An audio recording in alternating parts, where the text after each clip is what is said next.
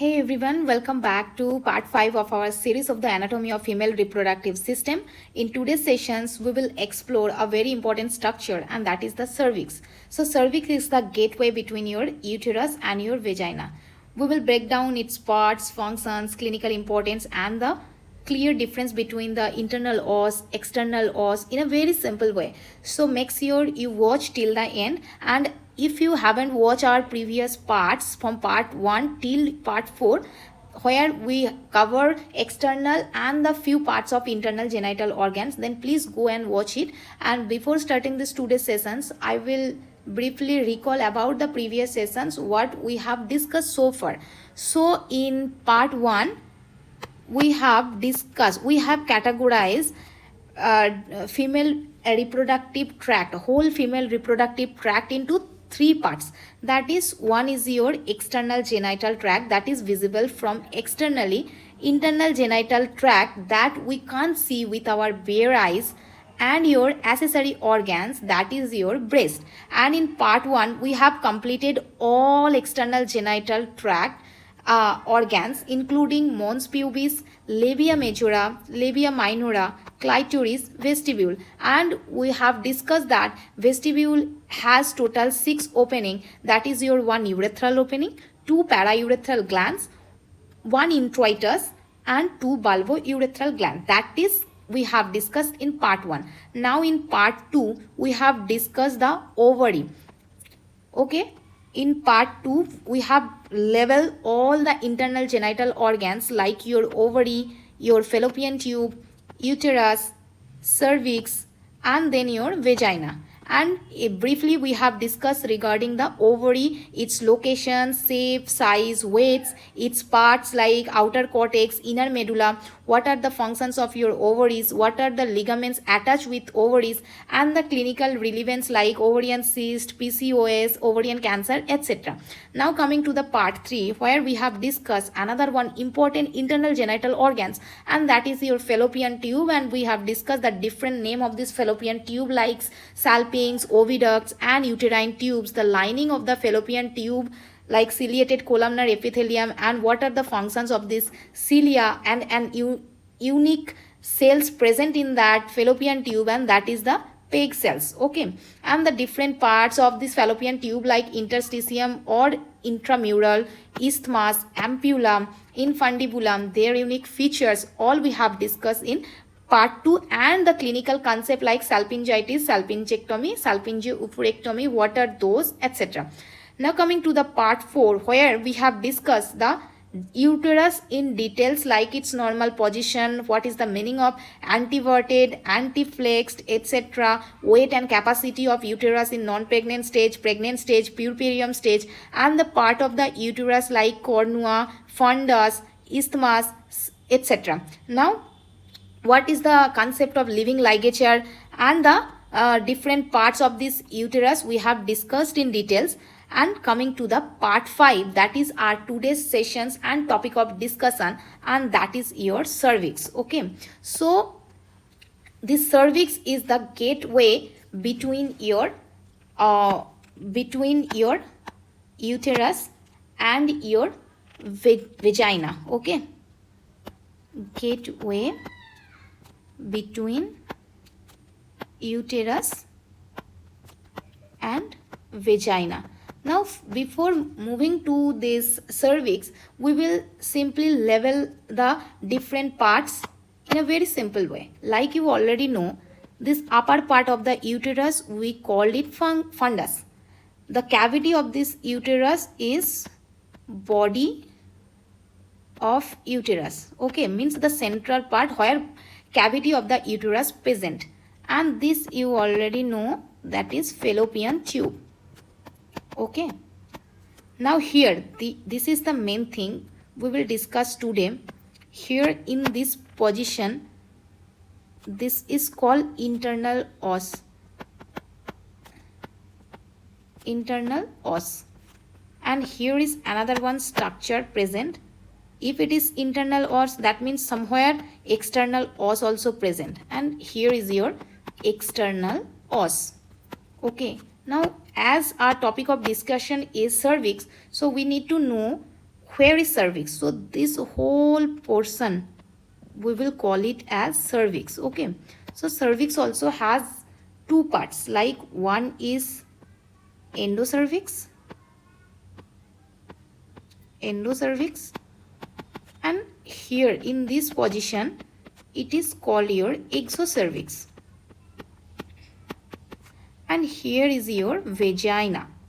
Now, as you many times heard that internal os, external os, this, what is this os, means what is this internal and external os concept? So before moving to the cervix, we need to differentiate between the internal os and external os, then we will jump into this cervix portion. So we will differentiate the internal os and external os concept. Okay, so as you see here, this is the internal os and here is the external os. So what are those things? So internal os, if I just think about the location, okay, location of internal os, what will you say? You will see this internal os is the junction between, this is uterine cavity, right? Uterine cavity.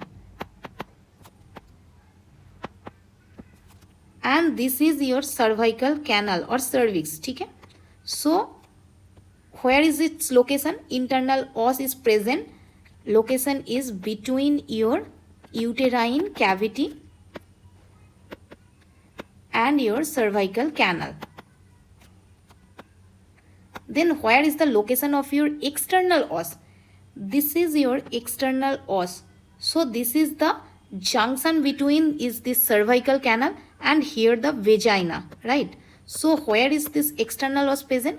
This is present between your cervical canal and your vagina. Okay, this is the first difference between external os and your external os. Now coming to the second difference, if I tell about the structure of this external os and internal os, then you see here it is narrower than this structure.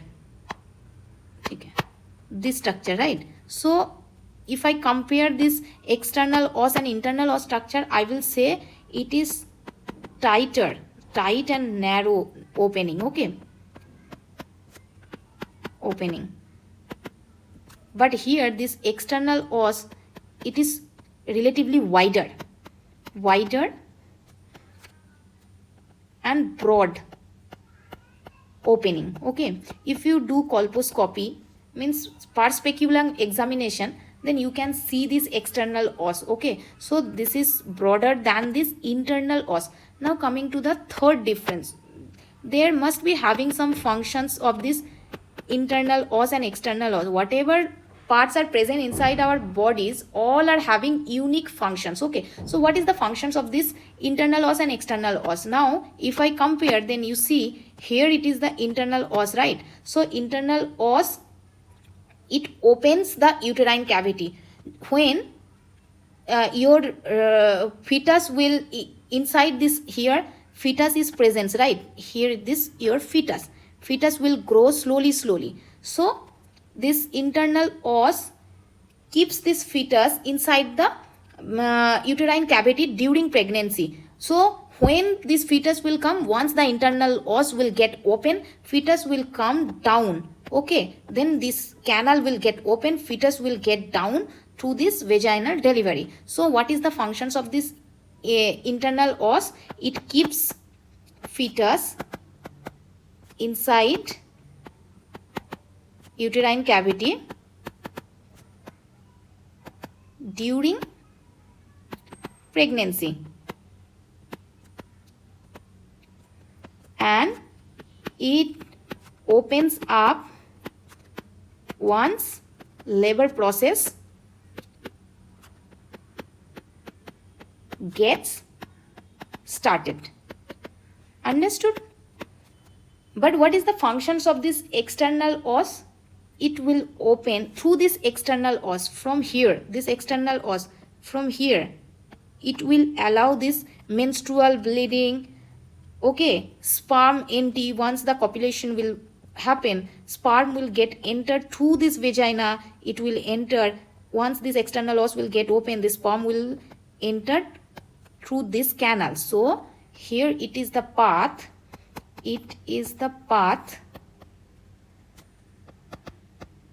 through which menstrual flow and sperm entry occur. Okay, and if I say about histopathology, okay, histology, so it's lined by columnar epithelium and it's lined by stratified squamous epithelium. Okay, just remember. And the last difference I can say, the shape. Okay, shape in case of non-pregnant stage and pregnant stage, in all stages the size or shape will be round. It will never change. Okay, no major changes occur before and after delivery of baby. But here in case of external os, here is a major or huge changes occur. See, if it is nulliparous, means the mother who never gave birth to a baby, it will be somewhat round shape. Okay, round or circular shape in case of nulliparous mother. But in case of slit like structure, in case of multiparous woman means the mother who gave birth more than one time. Those are the difference between your internal os and external. So what are the difference? Difference is that internal os is between your uterine cavity and your vagina, and external os, this one is between the cervical canal and your vagina. Okay, structure, internal os present between uterine cavity and your cervical canal, and external os between cervical canal and vagina. Okay, structure, this is narrower and tighter, but external os is broader and wider.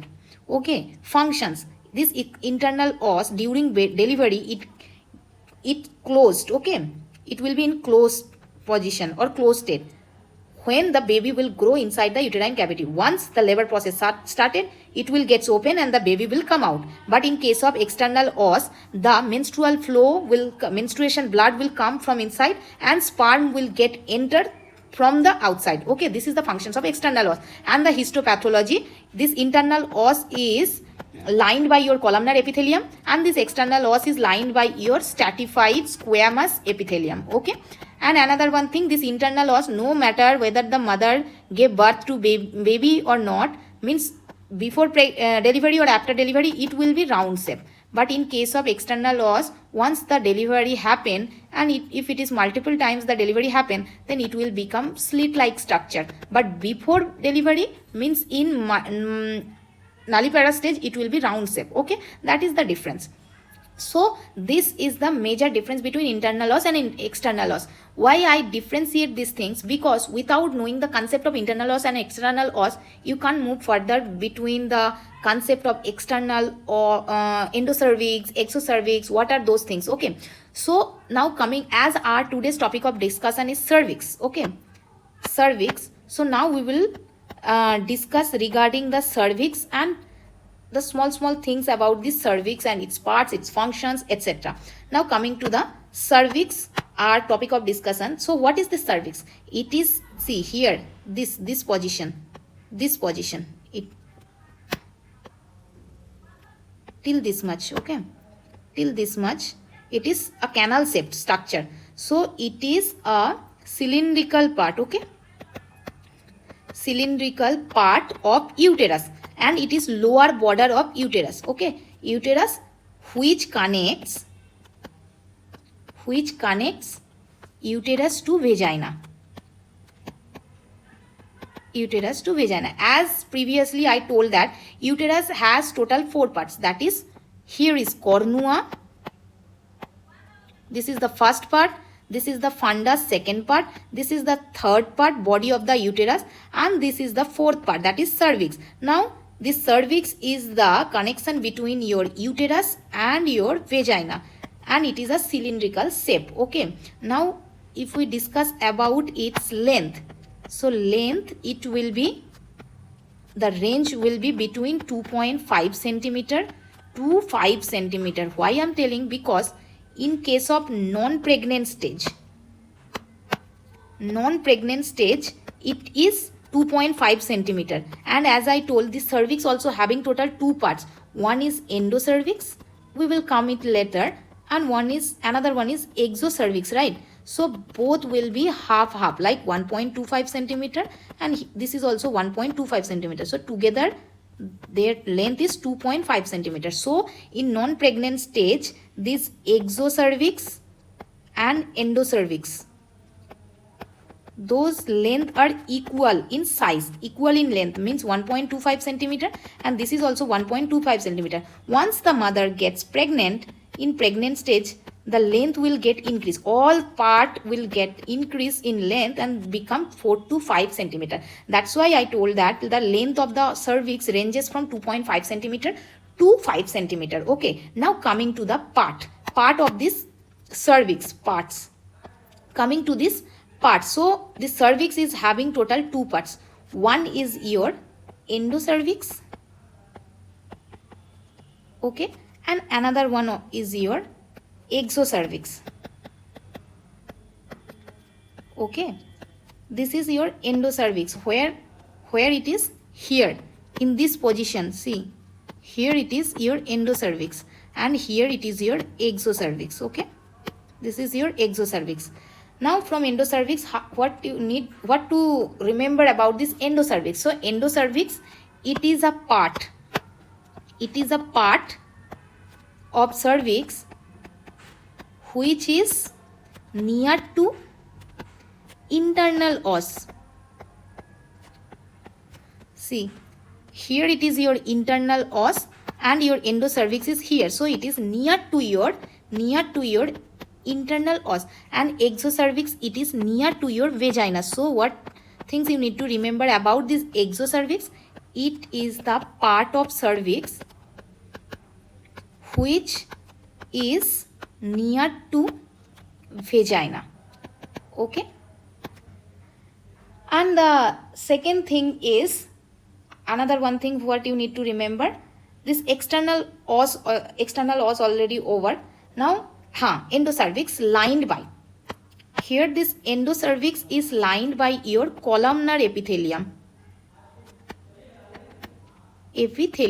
and here in endocervix it is lined by stratified squamous epithelium.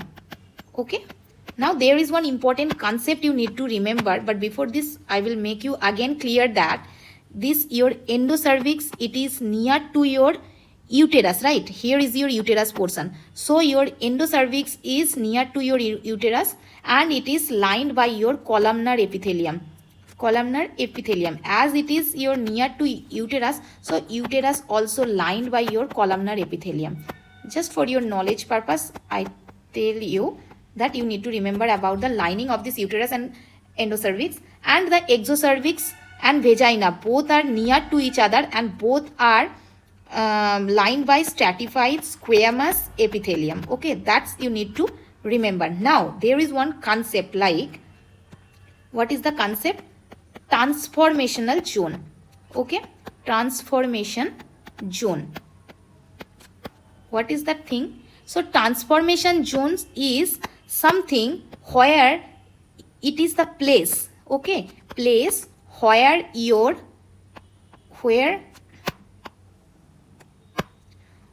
the lining of endocervix changes to lining of exocervix. That means what? The columnar epithelium of endocervix changes to lining of an exocervix, that is stratified squamous epithelium of exocervix, and that is the position we called it transformation zone. Now we will level it where it is. So your this portion here in this region, it is your transformation zone. Okay, transformation zone, and it is very important and very critical place where the CA cervix, cancer of cervix, is the most common site. So what thing you need to remember, this transformation zone is the most common site of your CA cervix, most surveillance cases of India. So CA cervix cause this HPV virus, human papilloma virus, and in this transformation zone only, it is the most common cervix, most common area where CA cervix occur. So what is the investigation of choice of this your CA cervix? You will do colposcopy to visualize the things. So through this colposcopy you will see the lining of your vagina, exocervix, okay, external os, and in this transformation zone. From there only you will get to understand whether it is the thing, something imbalance or something difference is happening from the normal cases through this colposcopy. Then you will do the, if there is any changes, you will do the pap smear test. From there you will recognize whether HPV is present or not, and you will identify the CA cervix is present or not. So this is the thing about the investigation of choice. So pap smear to detect the what is pap smear? So pap smear is detect cervical cancer, okay, cervical cancer, and it is the site of HPV infection. So let's recall again what we have discussed about this cervix. Okay, that's all about cervix. You need to remember only this much from this cervix. So cervix is the gateway between your uterus and vagina. Where is your uterus? This is your uterus, this portion, okay, and this is your vagina here in this portion. So it is the gateway between your uterus and vagina, okay, and this all the parts of endocervix, and this is the exocervix. It became so okay, cervix, endocervix and exocervix. It is a cylindrical part of the uterus which connects the uterus to vagina. Length varies from 2.5 cm to 5 cm. 2.5 cm in non-pregnant state, and in non-pregnant state exocervix and endocervix both became half 1.25 cm to 1.25 cm. So both became together 2.5 cm, and in pregnant stage as its length will get increased from 2.5 cm to 4 to 5 cm. Okay, now part of the cervix, so it has two parts, one is endocervix, another one is exocervix. So endocervix is near to your internal os. This is your internal os and this is your endocervix. So this is near to your endocervix, internal os. This is your exocervix and this is your vagina. So this is near to your vagina, exocervix. So exocervix is near to your vagina. This is lined by columnar epithelium. This is lined by stratified squamous epithelium. Now there is a zone, transformational zone here. This is the transformational zone where the lining of endocervix, that is columnar epithelium, changes to line of exocervix, that is stratified squamous epithelium, and this region is called your transformation zone. This is the most common site of CA cervix caused by your human papilloma virus, HPV. And the investigation of choice is colposcopy and through pap smear. And we differentiate between the internal os and external os. So, dear student, that's all about your cervix. You need to remember only this much about this cervix. Okay, in this next part, we will discuss the last part of this all anatomical portions of female reproductive system, and that is your vagina. So take care, dear